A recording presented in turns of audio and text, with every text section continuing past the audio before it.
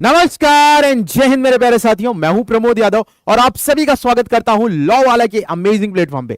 जैसा कि बहुत दिनों से लोग कह रहे थे कि सर क्लैट के बारे में बताइए कि एलिजिबिलिटी क्या है, सिलेबस क्या होता है, what is the pattern and what is the selection procedure और हम कहां पे एडमिशन ले सकते हैं। तो आज इन सारी बातों को मैं यहां पर डिस्कस करने वाला हूं। तो चलिए शुरू करते हैं कि ये क्लैट होता क्या है, इसके बारे में थोड़ी सी जानकारी जानेंगे। तो भाई सबसे पहली बात, तो अगर मैं बात करूं ऑल अबाउट क्लैट की बात करते हैं, तो क्लैट का फुल फॉर्म होता है कॉमन लॉ एडमिशन टेस्ट। ठीक है, अगर मैं यहां पे बात करूं तो सिंपल चीज है, क्लैट अगर मैं बात करूं तो दो तरह से होता है, यूजी और पीजी। तो हम यहां पे यूजी की बात करने वाले हैं। तो सबसे पहली चीज तो ये नेशनल एंट्रेंस टेस्ट, ये हर साल कंडक्ट होता है और जिसमें टोटल 22 नेशनल लॉ यूनिवर्सिटीज क्या होती हैं, पार्टिसिपेट करती हैं। अगर हम बात करें एग्जामिनेशन की, तो आप इसके एग्जामिनेशन के बाद एनएलयूज में सिलेक्शन ले सकते हैं। और अगर हम ये बात करें कि पेपर का मोड कैसा होता है, तो पेपर जो है वो ऑफलाइन मोड का होता है, मतलब पेन पेपर बेस्ड पेपर होता है। मतलब सीबीटी नहीं है कि आपको कंप्यूटर पे देख के पेपर देना है जैसा कि आजकल चल रहा है। ये एक पेन पेपर बेस्ड हमारे पास क्या होता है, पेपर होता है। बात करेंगे थोड़ा सा, हम आगे जानेंगे हम कि भाई एलिजिबिलिटी क्या है, what is the eligibility for this examination. तो फर्स्ट ऑफ ऑल अगर हम यहां पे बात कर लें कि there is no upper age limit for candidate appearing in UG program through CLAT 24। अगर आप क्लैट एग्जामिनेशन की बात करें तो there is no upper age limit, मतलब आप कितने भी साल के हैं आप पेपर दे सकते हैं। डजंट मैटर कि आपकी एज 32 हो चुकी है या आप 20 के हैं या फिर आप 24 के, डजंट मैटर, आप कभी भी क्लैट का एग्जामिनेशन दे सकते हैं। बात करेंगे आगे थोड़ा सा, candidate must secure the following minimum percentage of marks in their qualification in examination 10+2 और इक्विवेलेंट एग्जामिनेशन। अगर मैं बात करूं यहां पर एक फिक्स परसेंटेज है, इतने परसेंटेज तो आपके होने ही चाहिए कि आप क्लैट का एग्जामिनेशन क्लियर कर पाओ। तो भैया सबसे पहली चीज तो आपके 45% मार्क्स, क्या 45% मार्क्स होने चाहिए और it's equivalent grade in case of candidate belonging to general, OBC, PW, NRI and OCI categories. 40% marks or equivalent case in the candidate belonging to SC ST categories. अगर आप जर्नल कैटेगरी से हो, OBC से हो या PWD से, तो आपको मिनिमम 45% स्कोर करना ही पड़ेगा आपके 12th एग्जामिनेशन में। और अगर आप एससी या एसटी कैटेगरी से बिलोंग करते हो then you have to score 40% marks in the 12th examination. इतना तो आना ही पड़ेगा, इतना नहीं लाओगे तो भैया तुम क्लैट के लिए एलिजिबल नहीं हो, क्लैट का पेपर नहीं दे पाओगे। ठीक है ना। अब देखो यहां पे लिखा हुआ है candidate who may appearing for the their qualification examination in March and April 2024 are also eligible. ठीक है ना, also eligible to appear for the CLAT 2024 examination, however they shall be required to produce an evidence of their passing the qualifying examination at the time of admission, failing which they shall lose their right to considered for the admission। अब देखो इसका मतलब क्या है, मैं तुम्हें एक चीज बता दूं। अगर आप अपीयरिंग हो, जैसे सपोज आपने 12th के अपीयरिंग है, मतलब आप पेपर देने वाले हैं मार्च अप्रैल 2024 में, तो भी आप इसका फॉर्म भर सकते हैं। ठीक है ना, तो भी आप इसका फॉर्म भर सकते हैं अगर आपने इसका फॉर्म भर दिया। और आपको एक एविडेंस देना होगा कि भाई हाँ आपका रिजल्ट आया, रिजल्ट के बाद आपको ये रिजल्ट बताना होगा कि हाँ आप पास हैं या फेल हैं। अगर आप फेल हो जाते हैं तो you are not eligible for CLAT examination. मतलब आप क्लैट में अगर आपने क्वालिफाई भी कर लिया होगा तो आप डिस्क्वालीफाई हो जाएंगे, बिकॉज आप 12th पास आउट नहीं हुए होंगे। तो फर्स्ट ऑफ ऑल आपको क्या करना है, अगर आप अपीयर हो चुके हैं, अपीयरिंग है, तो आप फॉर्म भर सकते हैं। नो इश्यूज, कोई इश्यू नहीं होने वाले हैं। बात क्लियर हुई कि नहीं क्लियर हुई? बस आपको पास हो जाना है और कुछ नहीं होना है। ठीक है ना, और जो मिनिमम क्राइटेरिया है वो तो आपको कंसिडर करना ही होगा, उसको एलिजिबल मतलब उसको आपको पार करना ही होगा। आगे बढ़ते हैं थोड़ा सा। अब इसके बाद हमने अब वही चीज चल रही है, अभी हम एलिजिबिलिटी की ही बात कर रहे हैं। The result of the qualifying examination that is 12+2 shall be submitted by the candidate at the time of admission. अगर आपने क्लैट क्लियर कर लिया है तो आप अगर अपीयरिंग थे तो आपको अपना रिजल्ट क्या होगा, एडमिशन के समय दिखाना पड़ेगा। Failing which the candidate ineligible for admission to the course they may have applied for। अगर आप 12th में फेल हो गए हैं तो आप क्या हो जाएंगे, इनएलिजिबल हो जाएंगे एडमिशन लेने के लिए। ठीक है भाई, बात समझ में आई? If more than one candidate secure an equal number of marks in CLAT examination 2024 the break of tie shall be by the following procedure and other under. देखो अब मैं तुम्हें एक चीज बता दूं, कुछ सपोज दो कैंडिडेट हैं, उन दो कैंडिडेट्स के सेम मार्क्स आए हैं, तो अब किसे प्रेफरेंस दिया जाएगा, ये डिपेंड करता है। किस पे डिपेंड करता है भाई? Higher marks in the highest marks in the component section on legal aptitude in the CLAT 2024। भैया जिसके अगर दो कैंडिडेट हैं, उन दो कैंडिडेट के सेम मार्क्स आए हुए हैं, तो याद रखना प्रेफरेंस उसको दिया जाएगा जिसका लीगल एप्टीट्यूड में ज्यादा मार्क्स होंगे। एक तो ये हो सकता है, और हायर एज, और इस हिसाब से वो अपने हिसाब से भी कर सकते हैं। ऐसा कुछ नहीं है कि यही मेरे पास पूरा प्रॉपर क्राइटेरिया है, ठीक है ना। लेकिन ये जो है ये पहले इसको प्रेफरेंस पे रखेंगे, बाकी वो अपने हिसाब से देख लेंगे। तो भैया सिंपल सी चीज है, सबसे पहली चीज तो आपके लीगल एप्टीट्यूड में मार्क्स देखे जाएंगे, जिसके ज्यादा होंगे उसको प्रेफरेंस दी जाएगी, और जिसकी ज्यादा एज होगी उसको प्रेफरेंस की जाएगी। ठीक है, बात क्लियर हुई? आई होप इतनी बात आपको क्लियर हुई होगी। ठीक है, थोड़ा सा हम आगे बढ़ते हैं अब, और अब हम बात करते हैं किसकी, सिलेबस एंड गाइड की हम बात करेंगे यहाँ पे। तो भाई देखो, सबसे पहली चीज तो अगर मैं यहाँ पे बात करूँ सिलेबस की, तो the UG CLAT 2024 would focus on evaluating the comprehension and reasoning skills and ability of candidates overall. It is designed to be a test of aptitude and skills that are necessary for legal education rather than prior knowledge. Through prior knowledge occasionally may be useful to respond to question in the current affairs including general knowledge section. ठीक है ना, इतना लंबा चौड़ा passage है, कहोगे sir क्या बोल रहे हो, भी बताते हैं, डोंट वरी। देखो सिंपल सी चीज है, अगर सिलेबस और गाइड की मैं बात करूंगा तो परेशान होने की जरूरत नहीं है। सिलेबस के बारे में बता दूंगा मैं, कौन कौन से पेपर्स आ रहे हैं और क्या क्या चीजें हो रही हैं, what is the pattern of the examination, we are talking about this. ठीक है, the UG CLAT 2024 shall be a 2 hour test. भैया जो एग्जामिनेशन है वो आपका क्या है, 2 घंटे का एग्जामिनेशन होता है, जिसमें आपको टोटल 120 क्वेश्चन मिलते हैं। देखो पहले क्वेश्चन ज्यादा थे, अभी क्वेश्चन कम हो चुके हैं, तो तुम्हें खुश होने की जरूरत है।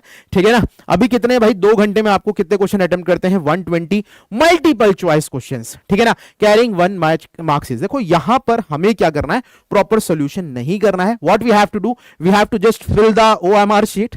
ठीक है ना, हमको क्या करना है, केवल हमको गोला फिल करना है।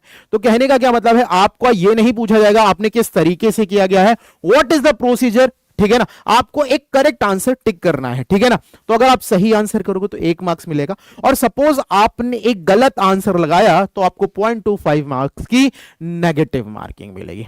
बात समझ में आ रही नहीं आ रही? तो थोड़ा सा दिमाग से चलना है, और आपको उन्हीं क्वेश्चंस को अटेम्प्ट करना है जिनके बारे में आप परफेक्टली श्योर हो, उन्हीं को टिक करिएगा। नहीं तो वो सपोज मैं अगर बात करूंगा, आपने गलत लगा दिया तो वो पूरे मार्क्स माइनस में चले जाएंगे। एक तो गया ही गया, 0.25 और चला गया। ठीक है, लिखा हुआ है these question would be divided across the following 5 subjects. देखो ये हमारे पास टोटल, मैंने आपसे क्या कहा, 120 क्वेश्चंस हैं।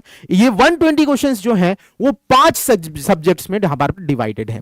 अगर मैं यहां पे बात करूं तो पहला आपके पास है इंग्लिश लैंग्वेज, सेकंड अगर मैं आपसे बात करूं तो current affair including general knowledge, और उसके बाद मैं बात करूं तो लीगल रीजनिंग, उसके बाद logical reasoning and then quantitative technique. ठीक है ना, क्वांटिटेटिव टेक्निक मैं पढ़ाता हूं। ठीक है ना, और सबसे कम वेटेज इसी का है। लेकिन अगर आपने क्वांटिटेटिव टेक्निक में स्कोर किया तो that means you have got the top rank. Okay, यहां तक बात समझ में आई? तो ये मेरे पास 5 सब्जेक्ट होने वाले हैं, English language, current affair including general knowledge, legal reasoning, logical reasoning and quantitative technique. Is it clear?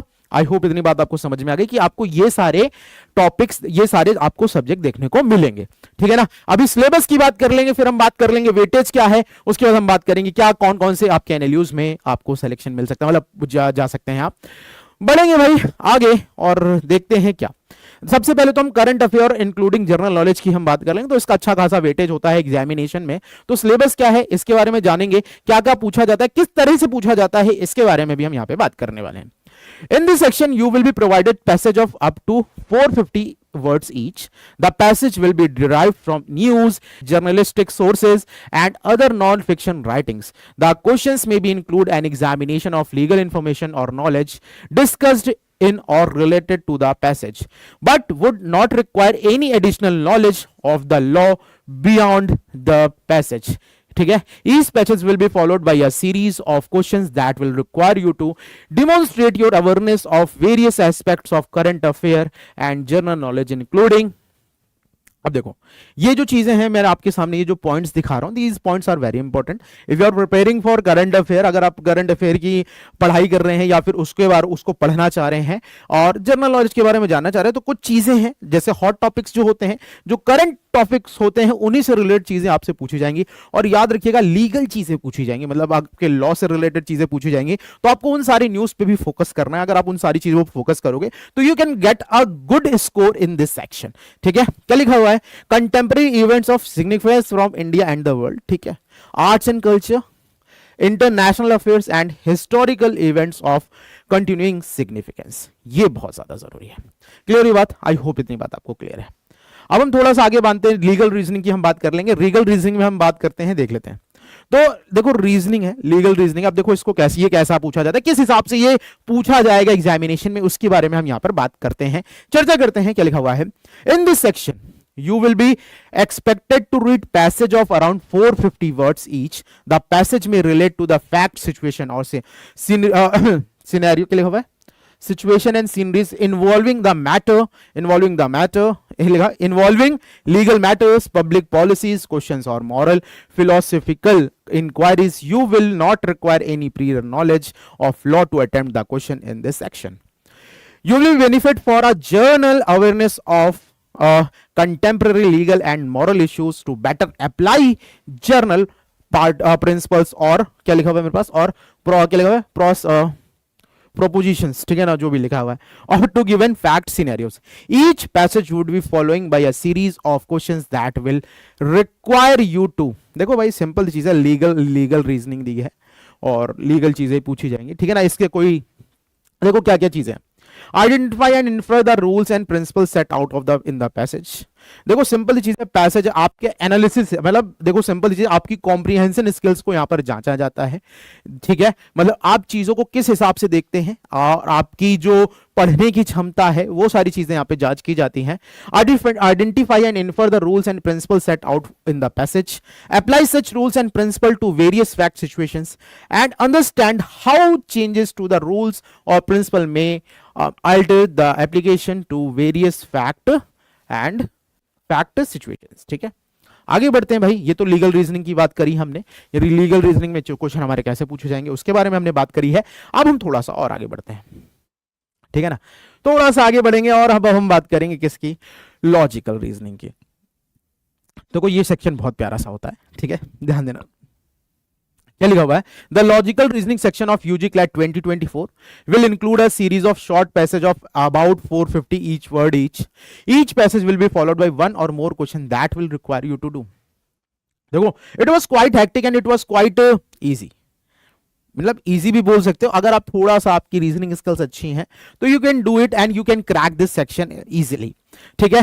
तो recognize and argument its premises and conclusions, read and identify the argument set out in the passage, critically analyze patterns of reasoning and assesses how conclusions may depend on particular premises or evidence and how conclusions may strengthen or weaken as a consequences of an alteration in premises or supporting facts. Infer what follows from the passage and apply these inference to new situations, ठीक है। Draw relationships and analogies, identifying contradictions and equivalence and accesses the effectiveness of argument। देखो कहने की बात यह है, simple चीज है, बड़ा सा पैसेज दिया होगा, उसको बहुत ध्यानपूर्वक पढ़ना है, ध्यानपूर्वक पढ़ेंगे तो चीजें हो पाएंगी वरना नहीं हो पाएंगी, ठीक है ना। तो practice is very important to crack this section and पढ़ना तो पड़ेगा बाबू, नहीं पढ़ोगे बाबू तो कुछ नहीं होगा बाबू, ठीक है। चलिए बढ़ते हैं आगे। नेक्स्ट सेक्शन हमारे पास क्या है भाई, क्वांटिटेटिव टेक्निक, जो कि मेरा सेक्शन है, ठीक है। तो इसके बारे में मैं आपको बताने वाला हूं कि क्वांटिटेटिव टेक्निक की बात करेंगे तो इसका बहुत ज्यादा वेटेज नहीं है, बट सिलेक्शन के लिए बहुत ज्यादा इंपॉर्टेंट है। क्यों? बिकॉज 10 क्वेश्चन आएंगे, मैक्स टू मैक्स 10 से 12 क्वेश्चन आएंगे, इससे ज्यादा क्वेश्चन नहीं आएंगे क्वांटिटेटिव टेक्निक से। बट अगर आपने ये कर लिया तो you can get a good rank in the examination और you can find your favorite university। आप अगर एडमिशन लेना चाहोगे तो अपनी फेवरेट यूनिवर्सिटी में ले सकते हो, ठीक है। देखो ये है मेरे पास, the quantitative section of UG CLAT 2024 will include short sets of facts और proportions और other textual representation of numerical information followed by a series of questions. You will be required to derive information from the passage or questions and apply mathematical operation on such information.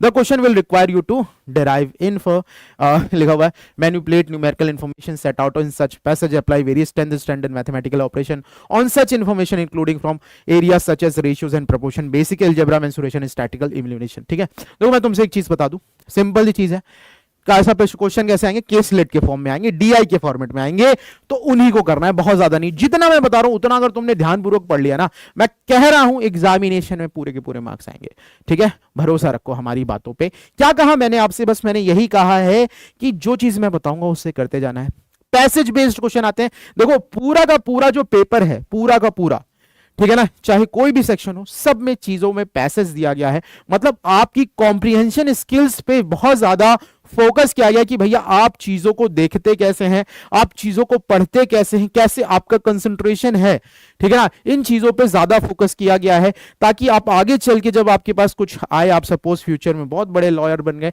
या फिर आप जो भी करना चाहें, ठीक है ना, तो आपकी इस स्किल को यहीं से जांचा जाता है कि क्या आप आगे चल के ये परस्यू कर पाएंगे या नहीं कर पाएंगे। बस ये चीज है, इसी चीज को जांचने के लिए ये एग्जामिनेशन होता है, ठीक है ना।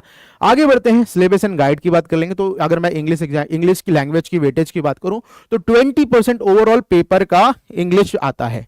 उसके अगर मैं बात करूं करंट अफेयर कैन बी 25%। अगर मैं बात करूं पूरे एग्जामिनेशन का, पूरे पेपर में अगर मैं बात करूं करंट अफेयर का वेटेज कितना है, तो you can say it is 25%। Understand. उसके बाद अगर मैं बात करूं लीगल रीजनिंग की, तो लीगल रीजनिंग का भी बहुत अच्छा खासा वेटेज है, that is 25%। Is it clear. और लॉजिकल रीजनिंग की अगर मैं बात करता हूं तो यहां पर लॉजिकल रीजनिंग का जो वेटेज है, it is nothing but 20% weightage of logical reasoning, ठीक है। उसके बाद बात करेंगे भैया हमारे सब्जेक्ट का, भैया सबसे कम वेटेज है बच्चा क्या है। अगर मैं क्वांटिटेटिव टेक्निक की बात करता हूं तो there is only 10% of weightage for this. Okay, I hope you will get it. आगे बढ़ते हैं, थोड़ा सा ध्यान देते हैं लिस्ट ऑफ टॉप एनयूज की। अगर आपने क्लैट एग्जामिनेशन क्लियर कर लिया तो आपको कौन कौन सी लॉ यूनिवर्सिटीज मिल सकती हैं, उनके बारे में हम थोड़ा सा चर्चा करेंगे।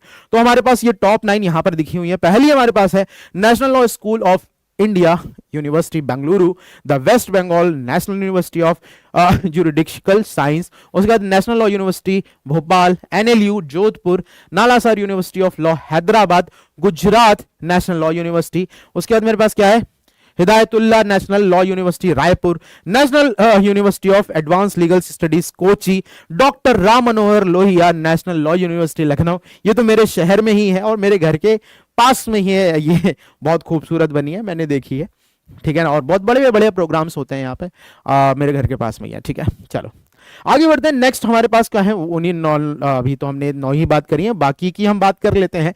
तो मेरे पास है Rajiv Gandhi, next 10th number पे मेरे पास कौन है, Rajiv Gandhi national university of law Patiala. फिर है मेरे पास Chanakya national law university Patna, ठीक है ना। उसके बाद है मेरे पास national law university Orissa Cuttack, national law university of study and research in law Ranchi, national law university and judicial academy क्या है गुवाहाटी, दामोदर क्या लिखा हुआ है, क्या लिखा हुआ है, दामोदरम लिखा हुआ है संजीविया नेशनल लॉ यूनिवर्सिटी विशाखापट्टनम। उसके बाद है तमिलनाडु नेशनल लॉ यूनिवर्सिटी, उसके बाद है महाराष्ट्र नेशनल लॉ यूनिवर्सिटी, ठीक है। तो ये टॉप एनएलयूज थी। अगर मैं बात करूं अभी मेरे पास और भी हैं, मेरे पास है Maharashtra national law university Nagpur, फिर है Himachal Pradesh national law university Shimla, Maharashtra national law university Aurangabad. उसके बाद मेरे पास लिखा हुआ है धर्मशास्त्र नेशनल यूनिवर्सिटी जबलपुर, फिर doctor B R Ambedkar national law university Rai Sonipat, ठीक है। तो ये मेरे पास 22 टॉप नेशनल यूनिवर्सिटी थी। देखो इन सारी, अगर आपको एनएलयूज में एडमिशन लेना है तो आप क्लैट एग्जामिनेशन दोगे तो क्लैट आपके पास आपके रैंक के हिसाब से डिसाइड करेगी कि आपको कौन सी नेशनल यूनिवर्सिटी मिलने वाली है, ठीक है ना।